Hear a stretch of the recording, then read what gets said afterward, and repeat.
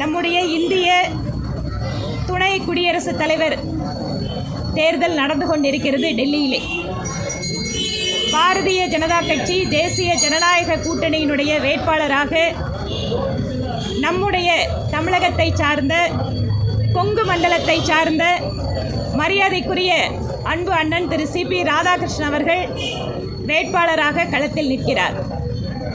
வெகு நிச்சயமாக தெரியும், தேசிய ஜனநாயக கூட்டணி வேட்பாளர் தான் வெற்றி பெறப் போகிறார். அன்புக்குரிய அண்ணன் திரு சிபி ராதாகிருஷ்ணன் அவர்கள்தான் துணை குடியரசுத் தலைவராக பதவியேற்க இருக்கிறார். இந்த நேரத்தில் தமிழகம் முழுவதும் பாரதிய ஜனதா கட்சியினுடைய தலைவர்களும் தொண்டர்களும் அந்தந்த பகுதிகளில் இருக்கின்ற கோயில்களில் பாரத பிரதமர் நரேந்திர மோடி அவர்களுடைய நலனுக்காகவும் அன்பு அண்ணன் திரு சிபி ராதாகிருஷ்ணன் அவர்களுடைய தேர்தல் வெற்றிக்காகவும் அவர் பதவி ஏற்றதற்கு பின்னால் சீரிய முறையில் சிறப்பான முறையில் நல்ல உடல்நலத்தோடு பணியாற்றுவதற்காகவும் கோயில்களில் எல்லாம் இன்று அபிஷேகம் அர்ச்சனை இவையெல்லாம் ஏற்பாடாக இருக்கிறது.